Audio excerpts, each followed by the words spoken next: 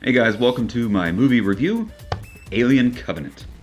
The sixth movie in the Alien franchise, and it's the follow-up to the 2012 movie Prometheus. It was good. I liked it. Alien Covenant, there wasn't really anything I would change. It was kind of, they hit all the beats. Visually it was awesome. It was very much an alien feeling film. It felt very Ridley Scott. It really had the vibes of the first Alien movie. I wasn't a big fan of Prometheus, the movie that came just before this, what was touted as the prequel to Alien, which if you've seen Prometheus, you know, it you didn't get that Rogue One ending where it ends right where the next one picks up, and that's kind of what everybody thought they would get.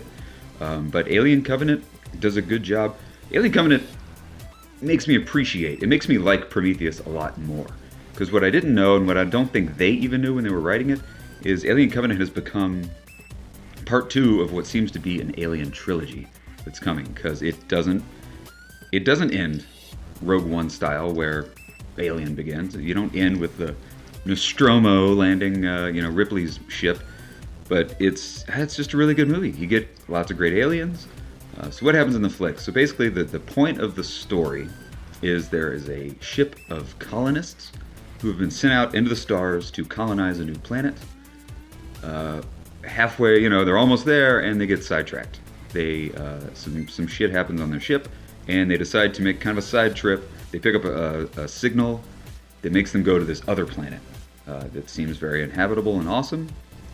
So, against the crew's better wishes, the captain decides to kind of make a side trip, check out this other planet.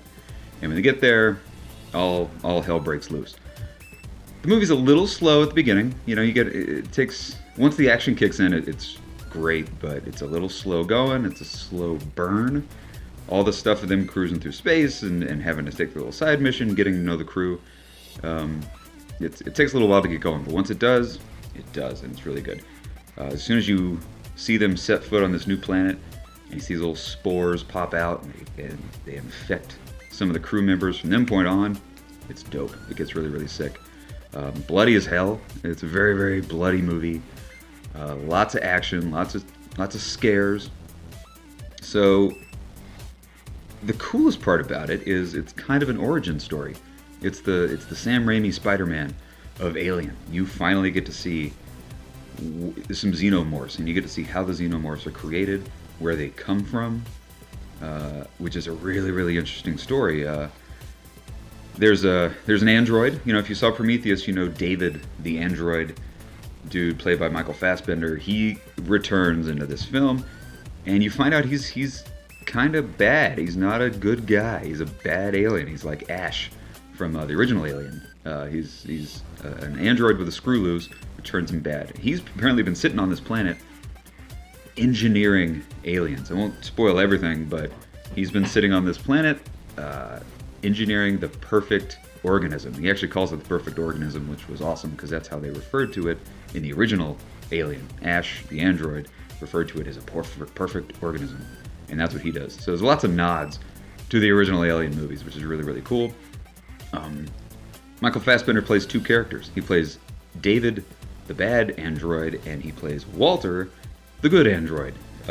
Similar to Bishop in Aliens, the sequel to Aliens.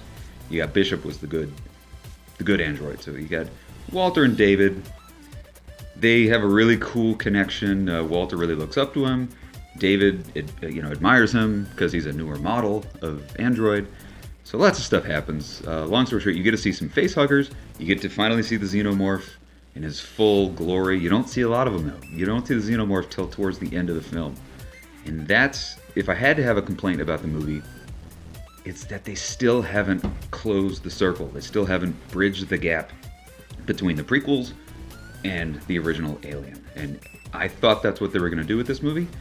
They didn't, and when I first walked out of the theater, I was like, "What the hell? Why didn't they close the gap? Why didn't they finish the story?" Because there's a little bit more story to tell. The movie basically ends with Michael Fassbender's character of David. He pretty much has taken over the ship. He sets off into the stars to continue his research on his new creation, this new alien that he's made that has essentially killed the entire crew of the Covenant, which is the name of the ship. So I'm rambling, I'm running off in the mouth a little bit, but do I like it? Yes. Do I recommend seeing it? If you're a fan of the Alien movie franchise, absolutely, because it's a pivotal, important chapter. But don't expect it to tie in right to the end of Alien, because it doesn't. But it's still well worth your time. If you're just a casual horror movie person, you know, you might not get as much out of it, because there are some really great scares and there's some really great action, really okay special effects.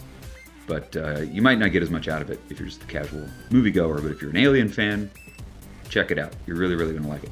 So lots more to say, but I'm just going to let it go. If you want to see more videos, go to Chuck Load Comics on YouTube. So we got a whole channel on there where we talk about movies and comic books. YouTube, Chuck Load Comics. And yeah, thanks for watching. Bye.